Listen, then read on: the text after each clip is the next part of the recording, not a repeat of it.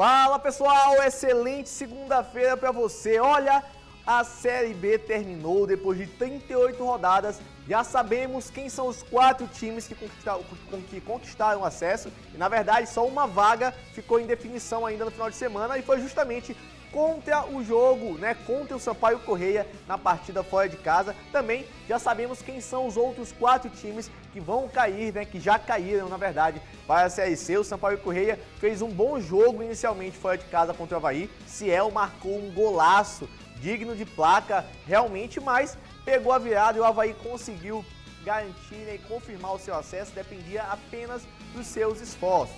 O Sampaio Corrêa também jogou no final de semana contra o Sport na Copa do Nordeste Sub-20 e venceu, ao contrário do que aconteceu na terceira rodada, venceu dessa vez na quarta rodada e dá um sinal ali de respiro, de acordar na competição. Ainda faltam 2 jogos até o final da fase de classificação e o Sampaio Corrêa tem que vencer ainda seus outros 2 jogos para tentar garantir uma possível classificação. E hoje à tarde também temos mais 2 jogos pela Copa FMF. O Juventude vai jogar contra o Bacabal, já o Imperatriz contra o Juventude Samas. Então assim, são 2 jogos para finalizar a primeira rodada da Copa FMF, que começou na quarta-feira passada com a vitória do IAP em cima do Pinheiro. Tudo isso logo depois do recado da AID Fitness. Você conhece a AID Fitness? Aqui temos uma estrutura completa esperando por você, com academia para musculação, um espaço perfeito para pilates, além de aulas de hitbox e fit dance para você dançar bastante e queimar as calorias. Contamos também com profissionais excelentes e altamente capacitados. Marque já sua aula experimental conosco. WhatsApp 99199-9131.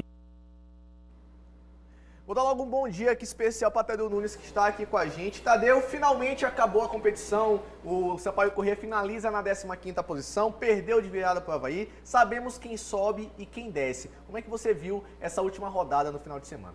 Foi muito interessante, porque ainda tinha essa vaga de classificação, o jogo do Sampaio não era só pelo Sampaio e pelo Avaí, ainda tinha time almejando essa última vaga. E lá no descenso também, o Clube do Remo jogando em casa decepcionou, mas decepcionou em parte, apesar da sua torcida estar toda lá no estádio, é um time tecnicamente muito limitado, então isso também provou porque o Remo não conseguiu se manter, uma vez que subiu na temporada passada. Mas valeu muito o Sampaio Corrêa demonstrou algumas peças que são capazes de continuar, que o Sampaio, o próprio presidente Sérgio Frota, tem que correr atrás pela permanência desses atletas e assim deixar um time já, uma base desse time para a próxima temporada, fazer contratações pontuais e o Sampaio ficar mais forte assim e almejar tanto o que ele deseja no ano que vem, que é o acesso à Série A. E sem sombra de dúvidas, o jogo entre Sampaio Corrêa e Avaí e Sampaio Corrêa, porque foi fora de casa, foi um dos jogos mais importantes e aguardados da rodada, porque em jogo a última vaga de acesso no G4 para a Série A do Campeonato Brasileiro. E a Mariane Dias traz pra gente as informações e o que aconteceu de melhor nessa partida que marcou o fim da participação da temporada 2021 do Sampaio Corrêa na Série B. Finalmente chegou a última rodada da Série B, o 38º e último jogo da temporada. Em campo, Avaí versus Sampaio Corrêa. Mas em jogo mesmo estava a última vaga de acesso à Série A. O Avaí dependia apenas de si mesmo para conseguir o seu acesso e outros 4 times dependiam do Sampaio vencer o jogo para tentarem se classificar. O discurso do Sampaio era claro: terminar a temporada o melhor possível e vencer o jogo, e olha que tentou muito. Com a bola rolando, Ciel disparou aos 10 minutos, invadiu a área e tentou o cruzamento. Na sobra de bola, acertou a trave, assustando o time de casa, que nos primeiros 30 minutos de jogo apenas viu o Tubarão jogar. Com 36 minutos veio o gol de Ciel e olha a categoria e o golaço que o camisa 99 marcou.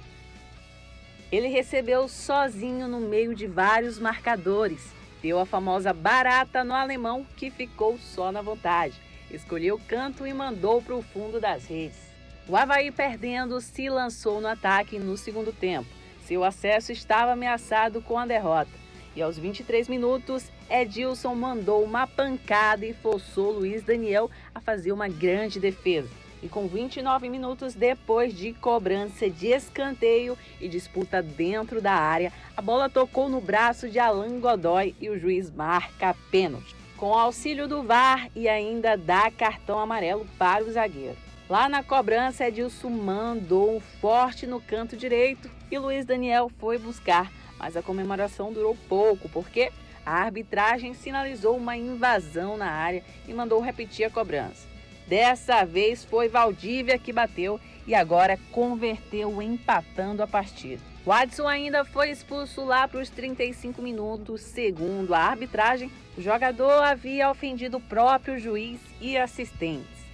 Com o jogo empatado e um jogador a mais, o Avaí foi para o tudo ou nada com o apoio de sua torcida que lotou o estádio. Em cobrança de escanteio, Valdívia mandou na cabeça de Alemão, que no desvio mandou no travessão. Em um escanteio e o decisivo, Valdívia mais uma vez na cobrança, mas dessa vez foi Renato quem desviou a bola e contou com a saída errada de Luiz Daniel para marcar o segundo do Avaí. O gol da vitória e principalmente o gol do acesso. O Sampaio Corrêa termina no 15º lugar com 47 pontos conquistados e segue na Série B na temporada de 2022. E a gente conseguiu observar pelos melhores momentos na narração da Mariane Dias o quanto que o jogo foi movimentado. E Tadeu, logo de início ali, o próprio Ciel, que abriu o placar no começo, teve uma outra bola ainda na trave, né? Então, assim, são detalhes da partida que chamam muita atenção. E o Sampaio jogou muita bola, mas não conseguiu aguentar a pressão, tanto ofensiva quanto do Caldeirão, que o estádio se tornou em busca de um acesso, né? Toda a cidade mobilizada, aí o aeroporto parou, tudo, a cidade parou por conta desse jogo. E parou assim, vamos dizer que é por uma justa causa, né? O futebol, o acesso de uma cidade, de um time, uma Série A, isso pesa muito. A gente sai um pouquinho do âmbito do futebol, vai falar o que é uma Série A, né? O que representa para uma cidade, isso movimenta financeiramente também, né?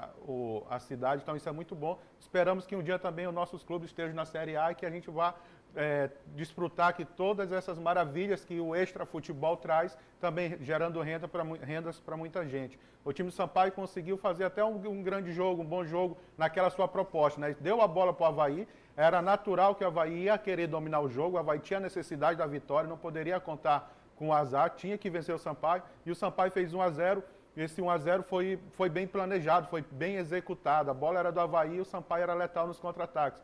E Ciel, mais uma vez, mostrou a grande qualidade que ele tem ali em frente da área adversária. Ele é muito frio, Ciel, né? Ele consegue tirar o alemão da jogada, finaliza com o pé esquerdo, né? E aí mostra os recursos que um atacante tem. Apesar de ser um centroavante, aí a gente remete àquele centroavante, aquele cara alto, né? Cabeceador, não. Ele é um jogador de estatura mediana, mas com grande agilidade, com grande habilidade, consegue fazer os arremates tanto com a perna esquerda como com a perna direita, tirando do goleiro. Então é um jogador que é muito qualificado, deve, na minha opinião, poderia continuar no Sampaio Corrêa.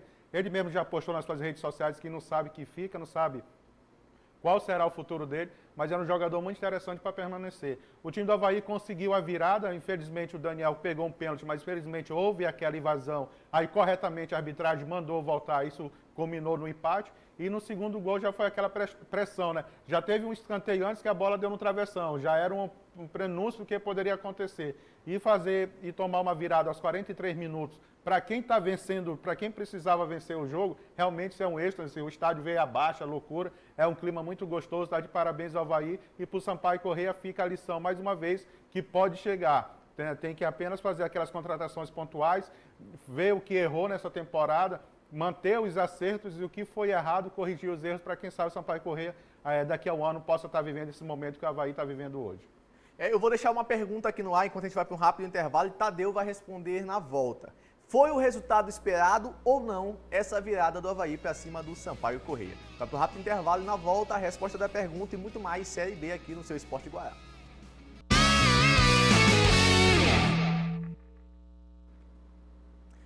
Ainda sobre essa partida, né? Terminei o bloco passado deixando uma pergunta aqui no ar. Se o resultado da vitória do Avaí era esperado ou não, diante do Sampaio Corrêa. E agora com o Tadeu, obviamente, nosso comentarista aqui, show de bola. Tadeu, era ou não era esperado? Era isso que deveria acontecer mesmo? Eu vou falar aqui como a gente estava brincando no intervalo, né? Não era esperado, mas também não era inesperado, né? Foi natural a vitória do Avaí, natural porque pelos elencos, jogando em casa. Agora ainda mais, a gente pode até tirar mais a culpa do Sampaio Corrêa, porque havia necessidade do Avaí, aquela pressão toda pela vitória do Avaí. Mas o que é legal é que o Sampaio Corrêa está acostumado a esses tipos de jogos, esse tipo de dificuldade, ainda mais jogando fora de casa. Eu sempre falo isso durante o ano todo e vou repetir mais uma vez. O Sampaio Corrêa, a camisa, o escudo do Sampaio Corrêa, ela é muito pesada. Não teve aquela multidão lá no Avaí, torcendo para o Avaí, só pela vitória do Avaí. Mas teve aquela multidão porque sabia que o adversário do outro lado era um adversário de peso tão grande quanto o Avaí, que era o Sampaio Corrêa. Por isso aquela torcida também era uma motivação a mais para o torcedor ir. Então, onde o Sampaio vai, representa a grande dificuldade para os seus adversários e precisa não só dos 11 campos, mas precisa da torcida também para tentar superar o Sampaio Corrêa. A gente tem aqui a tabela de classificação atualizada. Se a gente tiver, a gente pode colocar aqui rapidinho na tela para a gente dar uma analisada, porque o Sampaio Corrêa terminou em 15º lugar. Estava ali, ainda caiu, né, algumas posições, caiu 3 posições na verdade. Estava na 12ª colocação, que é o atual lugar do Operário, mas essa, Tadeu, é a tabela final depois de 38 rodadas, uma competição muito difícil que foi a Série B desse ano, com times grandes que não conseguiram acesso. Botafogo, além de campeão da competição, garantiu seu acesso com algumas rodadas de antecedência, assim como o Goiás e na sequência o Coritiba. E o Avaí veio na última colocação, fez por merecer a vitória dentro de casa, assim, aquela festa toda. Seria muito triste, na verdade, para o Avaí se não tivesse conseguido, né, aquele resultado dentro de casa, dependendo apenas de si. Em seguida vem o CSA, o Guarani, o CRB, o Náutico, o Vila Nova e o Vasco, que decepcionou mais uma vez a sua torcida, a Ponte Preta, o Operário, o Brusque, o Cruzeiro também, o que falar do Cruzeiro, né? Eu não consigo mais imaginar o Cruzeiro jogando na Série A com o Flamengo, com o Corinthians, com o Atlético, porque não tem mais elenco para jogar com times grandes como esse. O Sampaio Corrêa na 15ª colocação, Londrina, o Remo, que fez muita festa e acabou caindo, muita festa que não ia cair, acabou caindo, o Vitória, o Confiança e o Brasil de Pelotas, Tadeu. Agora o que é lamentável é essa posição do Sampaio Corrêa. Eu nunca imaginaria que o Sampaio ia terminar nessa segunda página da tabela, vamos dizer assim, o time aí que eu pensava que ia ficar entre 6º, 5º, 7º lugar, mas infelizmente ficou lá em 15º, muito pela oscilação, né? É um campeonato longo, é um campeonato que precisa de muita regularidade, então o Sampaio Corrêa não teve essa regularidade, ou vencia 3, 4 jogos seguidos, depois perdia todos também em seguida, então essa regularidade, essa constância, o Sampaio Corrêa precisa ter nessa próxima temporada para sim ficar brigando entre os primeiros. E só para falar do clube do Remo, porque tem gente que está assistindo lá que é remista, realmente o time do Remo não só me decepcionou pela formação do time, é um time muito fraquinho e mereceu o rebaixamento, infelizmente, também. Olha, a gente vai para um rápido intervalo, na volta tem ainda a rodada, né, os outros jogos que importaram bastante na competição e também a Copa FMF, que finaliza hoje a sua primeira rodada com 2 jogos durante a tarde.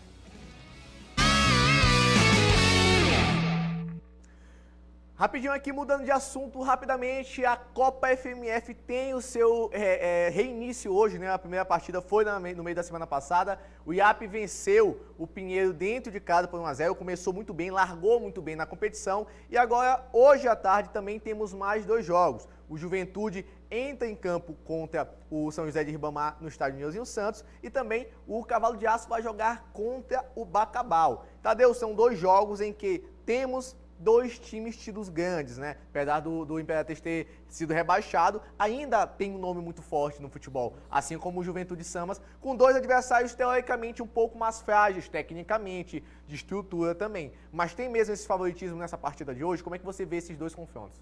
Não, eu vejo esses 2 confrontos, principalmente o daqui de São Luís, o São José com a Juventude, meio que equilibrado, né? Nós não sabemos como as equipes vão se comportar. A gente tem mais noção um pouco do time do Juventude ali, que estão postando mais coisas, estão fazendo mais treinamento. E o São José está treinando meio que resguardado, né? Não está abrindo para a imprensa. Então é um time que nós vamos conhecer hoje. Mas pela estrutura que tem de trabalho o time do Juventude, eu acredito que o Juventude ainda possa levar ligeira vantagem, mas eu acredito que vai ser um jogo muito difícil aqui em São Luís. Uma vitória de São José, isso não é coisa do outro mundo, não vai ser surpresa nenhuma, vai ser natural. E lá contra o time do Imperatriz, aí sim, o Imperatriz precisa mostrar sua força, precisa mostrar sua grandeza e precisa jogar, porque todo mundo sabe que para o Imperatriz, principalmente, é a Copa do Mundo do Imperatriz, porque vai dar calendário para o ano que vem também. A gente está falando de uma competição, pessoal, só para a gente entender assim, a complexidade e a importância dessa Copa FMF pelos 8 times que estão disputando. É uma competição que vai dar uma vaga na Copa do Brasil do ano que vem e também uma vaga na Série D. O campeão vai poder escolher qual vaga vai querer, ou a Copa do Brasil, ou a competição nacional, e o vice-campeão vai ficar com a vaga que o campeão não acabar que não escolher. E desses 8 times, a gente tem inclusive o Cavalo de Aço, que vem de 2 rebaixamentos consecutivos, né, da Série D da Série C para D, e também do Campeonato Maranhense, da Série A para B. E essa Copa FMF vem como uma válvula de escape, e assim, o último trunfo do ano para o Cavalo de Aço. O Juventude Samas vem na dele, caladinho ali, é um dos favoritos, mas na minha opinião, e eu vou falar isso antes de afunilar a competição, para falar assim, chegou lá, tá falando. Para mim, o IAP é um dos grandes favoritos da competição.